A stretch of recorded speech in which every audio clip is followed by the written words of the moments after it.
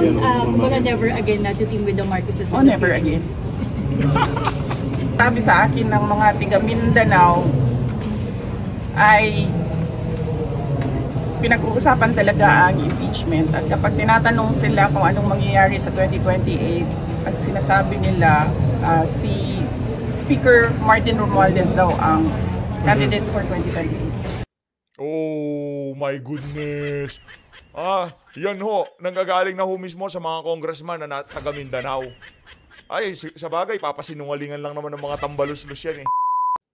Alam nyo mga kababayan, lahat ho ngayon ng ginagawa nila dyan sa House of Representatives, para humalatag ng maayos at pulido ang impeachment complaint para dyan kay Vice President Sara Duterte. Last year pa ho yan, no? At ang naglabas niyan sa social media at mainstream media is no less than Franz Castro.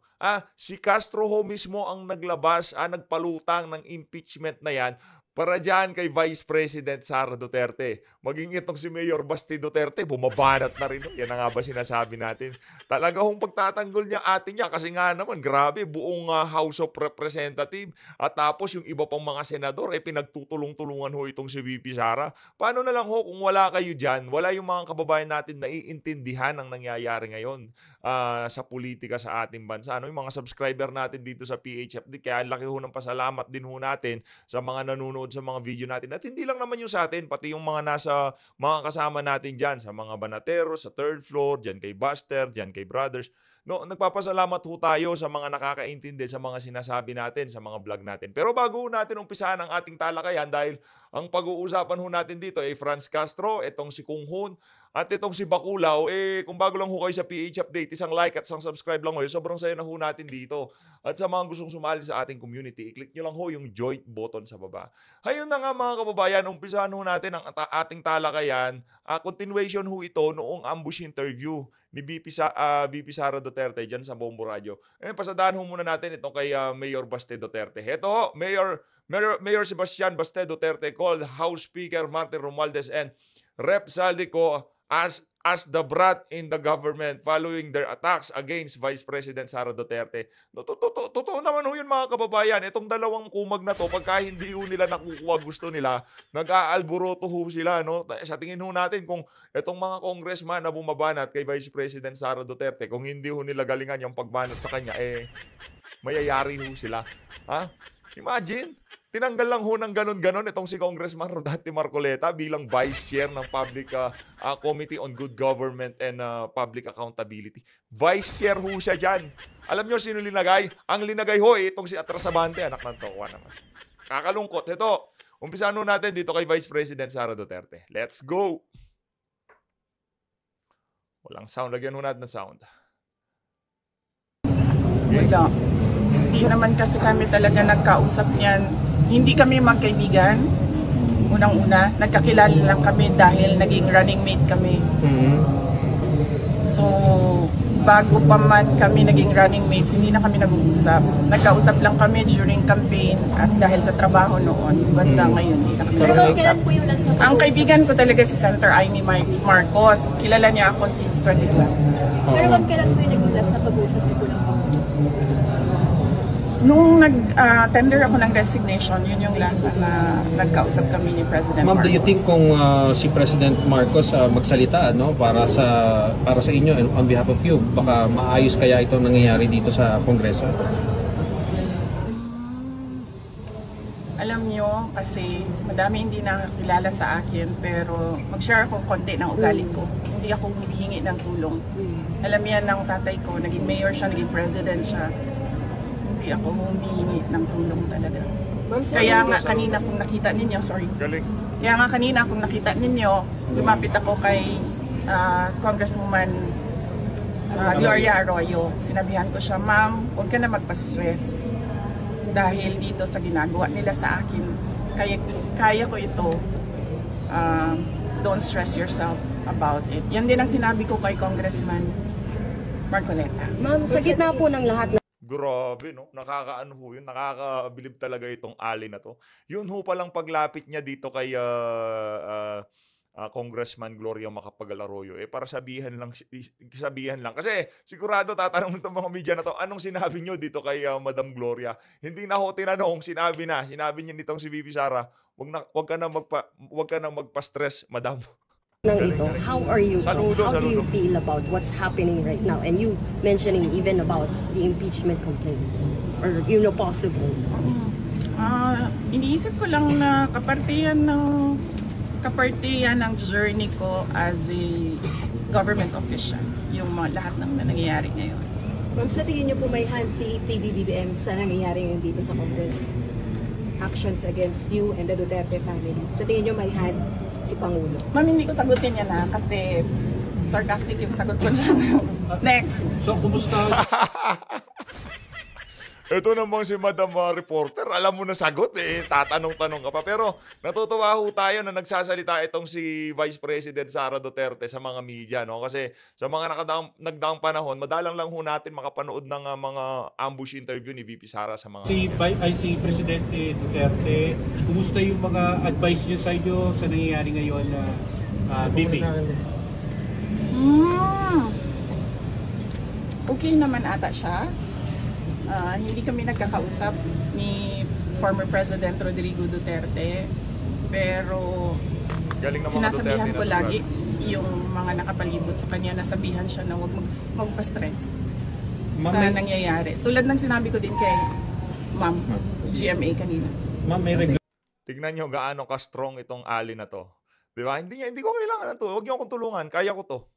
Ganyan ang malupit. Ganyan ho talaga yung tatayo niya sarili niya. Bilib ho tayo dyan sa alin na yan. Sobrang, sa 2024 ay 2028 pag nagkataon, kung Dante, VP Sara. ba kayo na sumama kayo sa unit team kasama si President Marcos? Medyo mahaba kasi yan it needs a sit down. Sit down tayo, ma'am. Baka na, ma'am. Opo kaya. Anyway. May basihan ba yung sinasabi ninyo na this is targeted para sa 2028, hindi kayo iboto ng mga tao? May basihan ba yun? Paano na ba kayo sa 2028? Ito talagang reporter na to aanga-anga. Sino bang laging nasa presidential survey? Sino ba laging napupusuan ng sambayan ng Pilipino? Mga Pilipino ho kasi kakatapos ng eleksyon, meron na survey kung sino susunod na presidente. Kaya doon na umikot ang pit nitong si Tambaluslos. Doon sa mga naglabasang survey, pinakakulelat siya, number 1 si VP Sara. Doon ho siya na-trigger. Siya ang nagsabi, sino yun? Privilege speech. Yes, yung nag-privileged speech. Siya yung nagsabi. Pero kayo, ma'am, na huwag pagkatiwalaan. Yan ba yung gusto or nag-aambisyon mag-presidente? Siya yung nagsabi.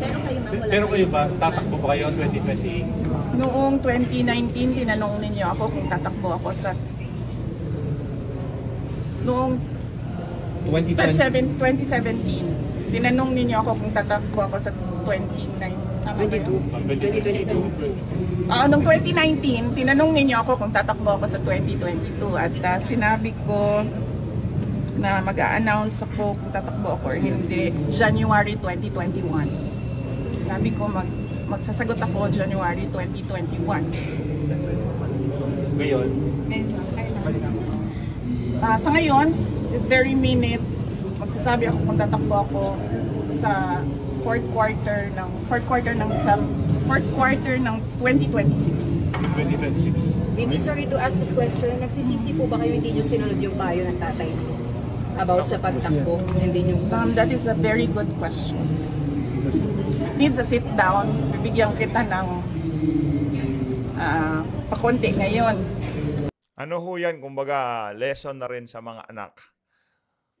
Pagka alam nyo yung ama nyo, talagang nasa tama at alam niya ang kanya sinasabi, makinig ho kayo. Makinig. Naririnig nyo si PRD, di ba, ngayon? Sasabi siya, huwag ka tumakbong president. Ngayon, sinasabi niya, yan din ang sinabi niya noong 2021.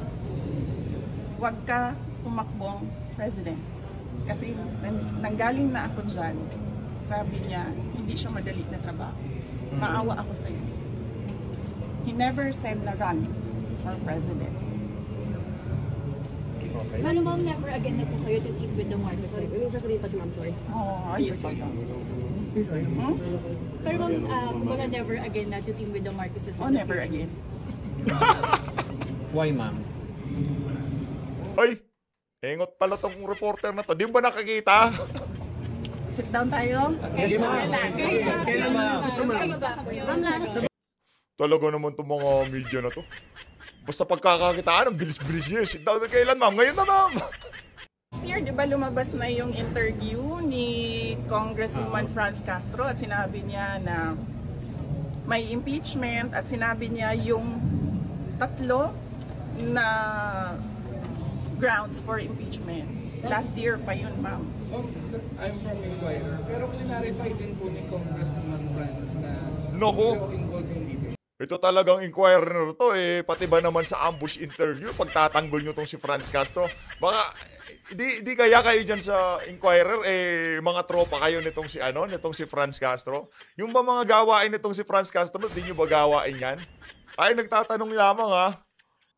Tuloy.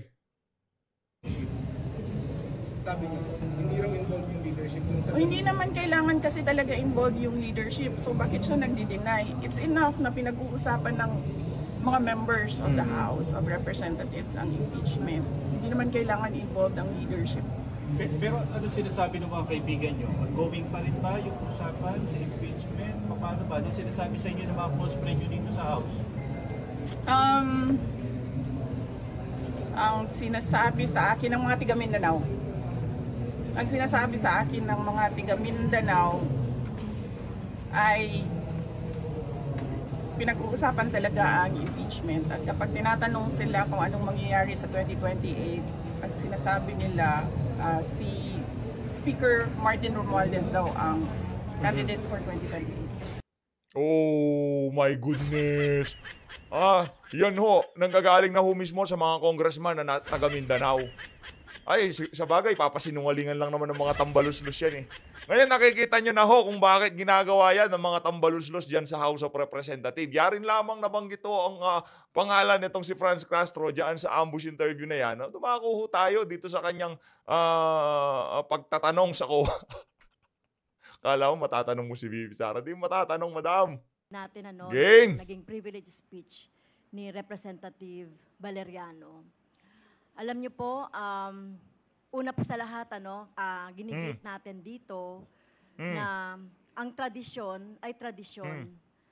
Pero una sa lahat, kung ang tradisyon ay bumabangga sa interes ng mga mamayan, sa interes ng publiko, at accountability ng mga public officials, at saka pagiging transparent ng lahat ng ating mga ginagawa, lalong-lalo na po sa kaperahan o lalong-lalo po sa budget or whatever na pinagkatiwala po ng taong bayan sa atin, ay kailangan po yun yung nauuna. Kaya nagpapasalamat po ako na dahil ito po yung magsiset, no, noong mga pwede nating magawa sa rules, mabago sa rules, pwede nating in aid of legislation. Parang madam, parang naging blooming ka ngayong mga panahon na to. Ano bang regiment mo? Nababanas mo tayo pag napapakinggan natin tong si Francis. Lalong-lalo na pinag-uusapan natin ang confidential funds and intelligence funds or confidential funds dito sa Office of the Vice President.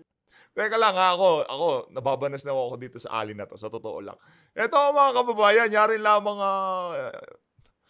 pinag-uusapan niyang confidential fund na yan. Hindi nyo ba, si VP Sara ho kasi wala ng confidential and intelligence fund para sa taong 2024 at 2025. Di na ho siya nanghingi dahil yun nga, pagka nanghingi siya, sigurado gagamitin yun laban sa kanya. At yung pinag-uusapan ho natin confidential and intelligence fund na napapaliwanag naman ni VP Sara sa COA at hindi niya kailangan ipaliwanag dito sa mga crocodile na to, 125 million lang ho. Ang pinag-uusapan ho natin sa taong 2025, ang rinirequest ho ng opisina ng presidente, ito ho, Marcos Admin 6, 10.2 billion pesos in confidential intelligence fund for 2025, none for VP Sara Duterte. Kumusta naman? Kumusta naman, Madam Franz? yung 125, daldal kayo ng daldal, pero itong 10.2 billion pesos na to, na confidential and intelligence fund nitong si Marcos Jr. for year 2025, hindi ba natin, yung year 2024, hindi natin i-scrutinize yun kung saan nila dinala yung confidential fund, intelligence fund nila ngayong kasalukuyang taon? Patapos na ho ang 2024. O yung 2023 na lang, kagaya kay VP Sara, hindi ho ba natin sila tatanungin? Diyan sa Office of the President? Ang kakapal talaga ng mga mukha nyo, madam, ha? Kayo, ha? At ito ay inaasahan ko na magsiset itong gagawin, sa katapusan nitong hearing na ito, yung magsiset talaga. Na kung dapat o hindi dapat. Magsiset talaga na itong si VP Sara hindi dapat iboto sa 2020. Ay, mabigyan po. ng confidential funds ang ating mga national government agency. At kung meron man, depende kung ano po yung magiging Ano ba nangyari? Ano ba nakain mo? Ba't ganyan ka magsalita, madam? resulta ng inquiry na ito ay mapahigpit natin, no? Yung kung meron man, kung magde-decide later on na may confidential funds pa rin, magde-decide pa rin na magiging mahigpit, no, yung paggamit ng confidential funds. Okay, so dahil hindi naman po nag-oath yung Vice President, Mr. Chair, ang akin na lang mga tanong ay tatanong ko na lang po sa DBM at saka sa COA. So ano pang gagawin mo niyan, madam? Kakalkalin mo pa rin yung confidential fund. Pag-usapan natin itong 10.2 billion. Di ba tinatanong nyo kung saan dinala ni VP Sara yung confidential fund? Itong 10.2 billion, no, pinag-uusapan natin to. Dito, 10.2 billion pesos. Hindi nyo kinakalkal. Yung 125, iyak kayo ng iyak. Yung Duran Duran concert, 106 million, hindi nyo iniiyakan. Yung 125 million na ginamit para sa mga kabataan para hindi nyo na ma-recruit, nag-iiyakan kayo. Ako po, triple standard kayo talaga dyan sa House of Representatives. Ito si Baculaw. Mamaya ka sa akin, Baculaw. Unahin ho muna natin itong si Congressman Canton. Their statement. Take a note. It is the big by. Thank you po. We will now recognize ayun, ito na ho. Pakinggan ho natin itong si Jay Kong Hoon. Sa mga hindi nakakakilala kay Kong Hoon, siya ho ay napasama sa drugs watch list nitong si dating Pangulong Rodrigo Duterte. Para maintindihan nyo lang ho kung saan pinanggagalingan itong mga mga politiko na to. Si Baculaw naman ho, ang pinanggalingan ho ng galit niya na yan, merong hong arrest warrant para sa asawa niya nung panahon ni Tatay Digong at tinago niya ho ito. Baculaw na to, ha. Tuloy. Mr. Chair, the purpose of this inquiry is not to attack anyone, but to shed light on matters that affect our nation's governance. Refusing to testify under oath sends a signal that there is something to avoid. If there is... Ano refuses to answer? Kayo nga kayo na refuse sa confidential fund nyo dyan eh. Yung MOOE nyo, di nyo man masagot-sagot taong bayan kung saan nyo winawaldas. Ano refusal? Gusto nyo, pag tinanong si VP Sara, sasagot siya. Okay? Ngayon, gusto nyo siyang mag-oath, pero hindi naman siya, ang tawag dito, witness o resource person siya, pinag-oath siya. May linatag na nitong si dating President GMA na yung mga resource person pala, hindi yung pina-oath yan talaga. Ngayon nung kayo na tinanong namin kung saan nyo winawaldas ang inyong mga MOOE, di kayo sumasagot. Alam nyo mga kababayan, pagka naging presidente si Vice President Sara Duterte, yung MOOE na yan, pagka hindi ho pinakialaman, meron din ho tayong problema sa dito kay VP Sara. Kasi habang meron nung MOOE, sa bagay, legislative kasi yan eh. Hindi kasi mapapasok ng executive, no?